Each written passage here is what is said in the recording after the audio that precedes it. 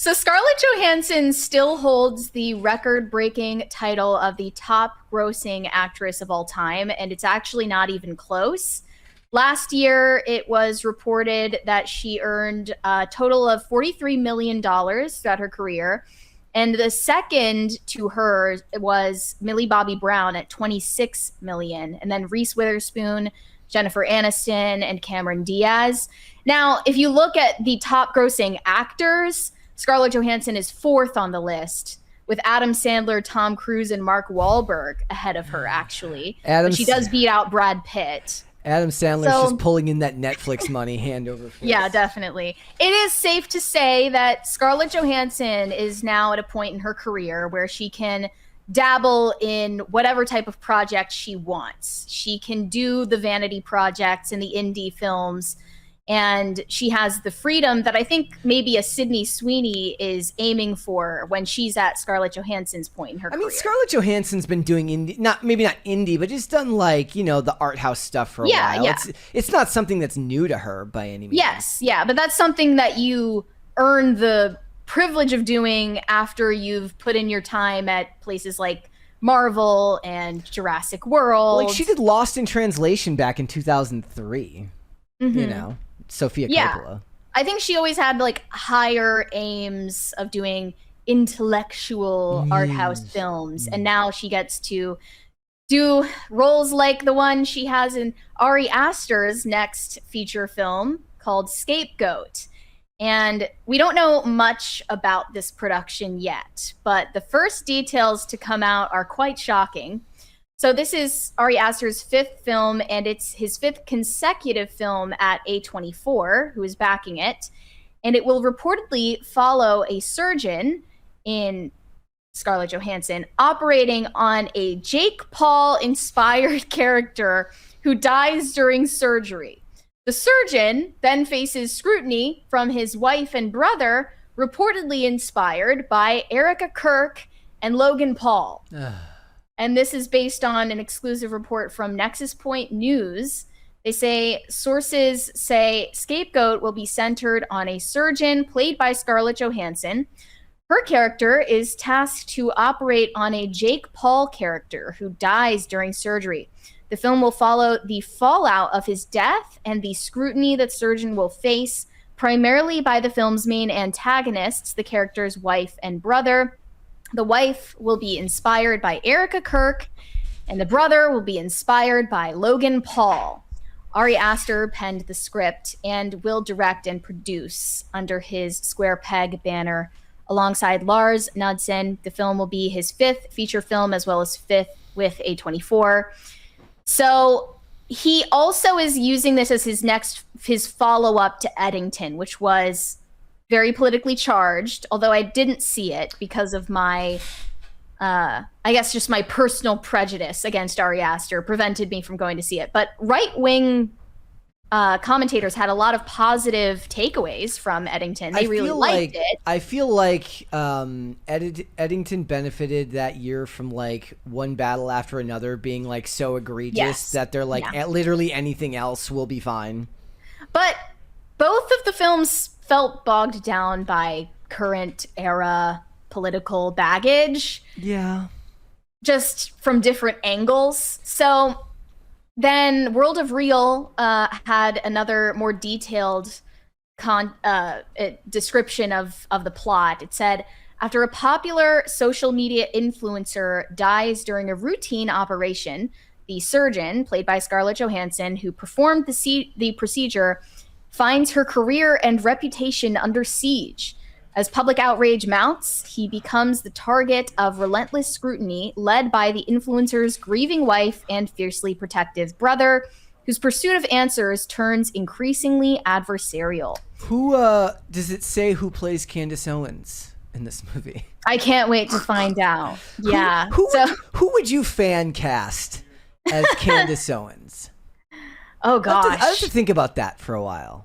I mean, obviously, Candace Owens' celebrity doppelganger is Rihanna. And there's no one else who comes even close. Rihanna acts. She was in Battleship. Okay, so she was in the Smurfs movie. We might need to bring her out of retirement Yeah. And have her do She's that. pregnant about as often as Candace Owens. There you go. So it would be fitting, right? Perfect. She could play a pregnant Candace Owens on a podcast. I can't Perfect. Wait. So World of Real says, grieving widow, social media influencer, public outrage. Yeah, this sounds like the spiritual sequel to Eddington that Ari Aster was talking about last year. He wants to continue making movies about the toxicity of current society. That's what fascinates him at the moment. And I feel like people don't have the patience to go see a movie that is this connected to the news cycle. But like, that's how I feel about it. I mean, maybe I'm just letting my own personal perspective like color. It's also tied because like now you're paying attention to the news cycle, right? So when I go back and I watch my old neoliberal propaganda cop shows, I wasn't paying attention to the news, so it didn't feel as if it was pointing you in a specific direction as much as it actually was. Mm-hmm. But if you were paying attention to the news, you definitely would have noticed that. So and that's bad enough on television shows. It's worse when it's like a movie where you have to spend a large amount of money to go and see that. Now, from what I understand, Eddington was about themes of like the COVID lockdown and political propaganda on social media, tearing families apart, and it was also featuring, you know, Black Lives Matter propaganda that was popular at the time. And there's this this character in the movie who like gets into an argument with his dad about race and class, and he's obviously just performing wokeness, and he gets made fun of in the film. So I don't know. I guess a lot of people found it cathartic in a way to watch this movie that was making fun of their political adversaries. And maybe that will be the same case with Scapegoat, but you know who they're going to get? Man. You know, I can already tell you who they're going to get. They're going to get Kerry Washington to play Candace Owens. That's who's going to be the Erica Kirk character. Like, who would play Erica Kirk? Madeline Klein. I have no idea. Who is like a blonde white woman with piercing blue eyes? Who's the biggest, like the most popular blonde actress working right now that isn't Sydney Sweeney? If A24 has Scarlett Johansson money, maybe they could get Margot Robbie. Could Margot Robbie pull it off? Are they the same age? Like how? I didn't even know how old. I think Margot Robbie and Erica Kirk are the same age. Yeah. So she's like they're what? They're in their early 30s, or late 30s, or early 30s? Yeah, late 30s. Mm-hmm. Okay, like it's gonna be what? But the thing is, put Margot Robbie in a sparkly pantsuit. They'll end up aging her up because Hollywood's mean these days. Yeah, I do think it's mean-spirited to inspire this character off of Erica Kirk. Never mind. I know who they're going to get. They're going to get Amanda Seyfried just to twist the knife because of her comments. No, that's so true. That is so true. Because, okay, I can't believe that you thought of it before I did. Yep. Yeah, Amanda Seyfried was one of the many celebrities that spoke out after Charlie Kirk's death and condemned him posthumously for his views and didn't overtly justify his assassination, but definitely hinted that she felt neutral about it, at the very least. Mm-hmm. She also, threw herself a pity party after the fact about all the hate that she got and how she had to hire private security because she was getting so much backlash from Charlie Kirk's fans because they're toxic. That's about the longest. So I bet Amanda Seyfried would jump at the opportunity to play his wife. They'll have an annoying, art house reason. They're like, well, after the backlash, I felt like I needed to get into the mindset of a woman who was married to a man like Charlie Kirk so that I could play this role. And having seen Amanda Seyfried play Elizabeth Holmes, she can definitely pull off the disturbing, the stare, the blue-eyed stare. Yeah. The A10 stare of Erica Kirk. I just definitely see that as a possibility for sure. I can't with these types of movies. They don't hold any interest for me. But I admit that I have narrow tastes when it comes to the stuff that I like to see anyways. So I would have no interest in going to see this movie. Also, you just know that it's not going to be written with any level of nuance.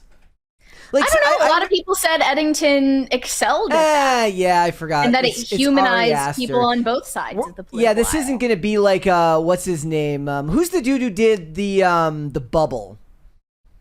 Oh, gosh, I forget now. Who was that? On Netflix? Yeah. Let me look it up. Judd? Judd Apatow? Was it Judd Apatow? Jude Apatow? That sounds right. It's Judd Apatow.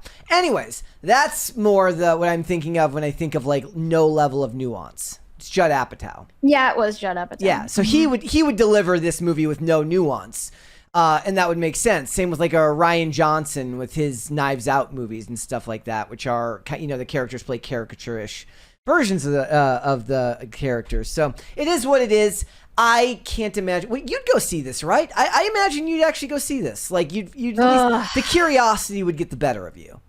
I do kind of regret not seeing Eddington at the time. Yeah. Because I did hear word of mouth about it that was positive. I just decided not to because of my traumatizing experience of watching Hereditary. And my distaste for Ari Aster as a person. A lot of people say that his films are basically a proxy for, stories that are basically about family trauma and like, I mean, I was generational cycles. I was going to suggest that we should review Citizen Vigilante, but apparently because it's an exploitation film, there's some scenes with a prostitute that are apparently none to, Okay. I don't think that you would appreciate. But I do want to. It's only like $7 to rent. I might rent it. World of Real about Scapegoat said, "I'm sure there's much more to the story than that. I always expect something provocative from Ari Aster and purely based on the real life inspirations for these characters. I presume this will be another politically charged film from Aster." Now, who's to say whether it's more sympathetic to the right or the left or a particular side of the right? There is a so-called civil war in right-wing media right now. And here were a couple of other responses to the plot description. One of them said, Ari Aster has absolutely nothing interesting or worthwhile to say about politics. Eddington was one of the least subtle and uninteresting films that you could make. Another one said, disappointing. Ari Aster really fell off after Midsommar and Hereditary. Literally his first two films. Yes. People just think it's kind of cheap and it's a version of like engagement bait if you're already name dropping real people instead of making a story that's worth seeing on its own. Yeah.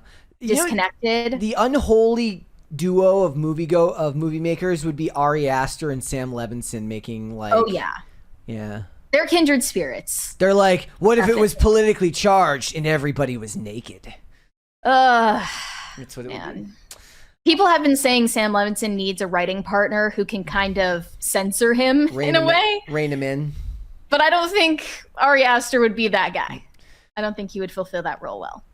Thanks for watching. Listen to full episodes of Pop Culture Crisis on Spotify. Keep up with us on social media and make sure you subscribe and ring that bell so you never miss the show. Bye, guys.